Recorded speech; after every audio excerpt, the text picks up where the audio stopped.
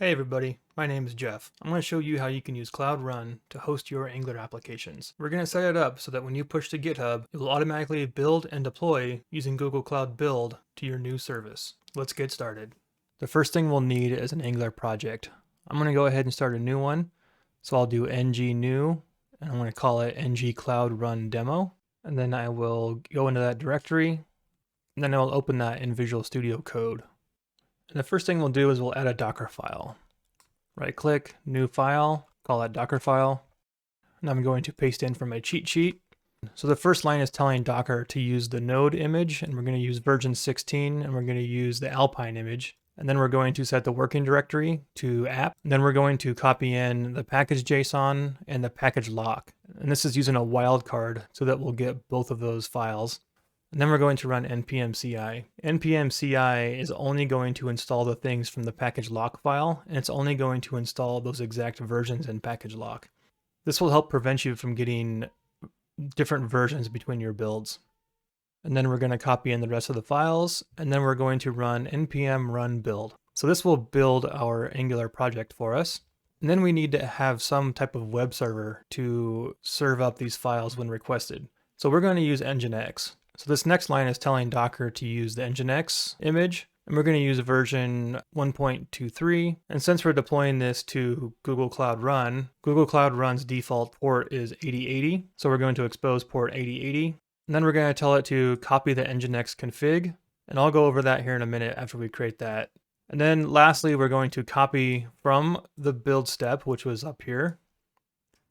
We're going to copy appdist tester. That's not tester though. This will be ng cloud run demo. And we're going to copy that into the user share nginx HTML folder. And this is the default folder where you would put HTML content for nginx. And then in our nginx config file, it's important that we listen on port 8080 because that is the default port for Cloud Run. This server name will be localhost. We're specifying the root as user share nginx HTML, and we're doing that because that's where we copied the files in our Docker file. So we'll go back there. So that's the same as this right here. Then we're telling it that the index page is index.html, and we can see that here in our project. If we go to source, this is the index. And this next section is called location. And this is telling Nginx how to handle incoming requests. So we're going to say for all incoming requests, we're going to try to match the request in the following ways. First, is there going to be a match that matches exactly? Second, will there be a match for that directory? And if those all fail, we will default to index.html. And since Angular is a single page application, almost all of our requests go to index.html, and then it's handled by Angular's routing. Before we test our Docker file, let's also add a Docker ignore. So add a new file, and it is .docker ignore. And in our Docker ignore file, we're going to add a few things. The most important one is node modules. This is going to prevent us from accidentally copying all of the node modules folder into our Docker image. And the reason we do that is just because node modules is so big, and we don't need to ever copy it into the image. Now let's head over to a terminal and test our Docker file. So in our Docker file, we're going to run docker build with the tag of ng cloud run and for the current working directory. And after our build has completed, we can go ahead and test run this. So we will run docker run in detached mode on port 5001, and in our container, we're going to run it on port 8080, and the image is ng cloud run. So now if we go into our browser and go to port 5001, you'll see that it's running. So that's good. That means our Docker file is working and it's running locally, which means it should work correctly for us once we go to Cloud Run. And the last thing that we'll need so that this runs correctly once it's pushed to Cloud Build is a cloudbuild.yaml file. So let's go ahead and add this. New file, cloudbuild.yaml, and I'm going to copy this in from my cheat sheet. In my last video, I showed how to deploy a .Net application to Google Cloud Run. And the nice thing about Cloud Build is that the Cloud Build files are pretty much the same between different types of projects. So if you want to watch that video, I'll put a link down in the description, and I'll also tag it here. And so what this Cloud Build file does is it tells Cloud Build to use a Docker image, and it's going to run Cloud Build, and it's going to give it this tag name.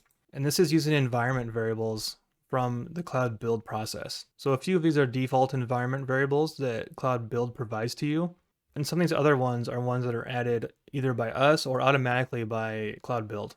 So the ones that have underscores in front of them are user-defined variables, and the ones that do not are default ones provided by cloud build. So this is going to create an image with the host name, the project ID, the service name, and the commit hash from Git. The next step is we're going to use Docker again, and we're going to push to that location. And the last step is we're going to use the Cloud SDK, and we're going to actually deploy this to Cloud Run. And it's going to deploy to Cloud Run for this given service name. It's going to use this image, which is the image that we created right up here. It's going to deploy to the region that we give it and to the platform that we give it. And so that's pretty much it. And so now we can go into the Google Cloud Console, set up our Cloud Run service, as well as the Cloud Build, and then we can test it out. So let's head over there. Now I'm in the Google Cloud Console, and from here we can set up a service. So make sure you have the correct project selected, and then go to your navigation menu, Cloud Run, Create Service. You'll want to select Continuously Deploy New Revisions from a Source Repository. And what that means is that we're going to have this automatically build from our GitHub repository anytime we push to it. So let's click Setup with Cloud Build, select your repository. If you do not see your repository in this dropdown, then click this Manage Connected Repositories button to go through the process of letting Cloud Build see your repository so you can use it. Click I understand, and then click Next. This is where you tell it which branch to build off of. I'm going to leave mine as main, and I will say build type is Dockerfile. So we'll actually change this after we create this build, but for now we can just use this.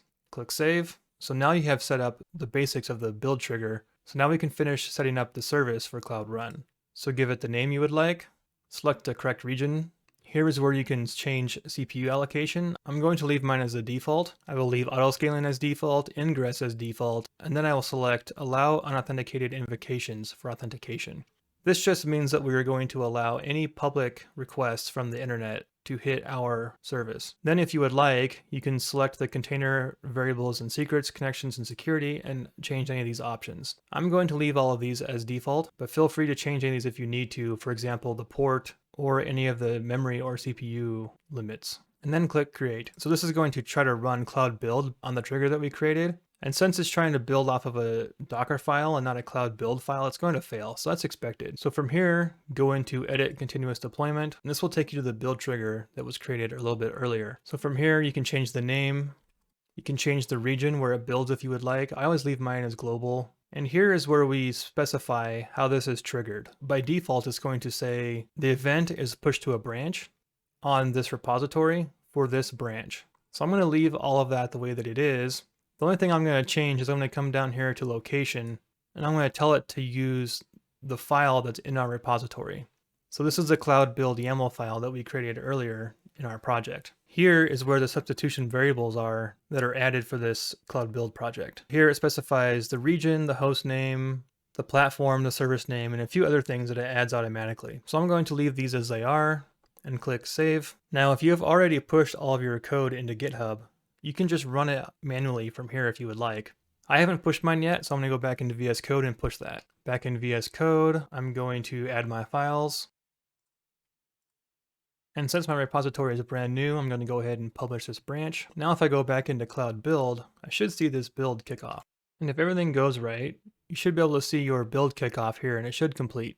And once that has completed, we can go into Cloud Run to make sure that it's working correctly. Go to Cloud Run, view our service, and then click on the URL. And it's working.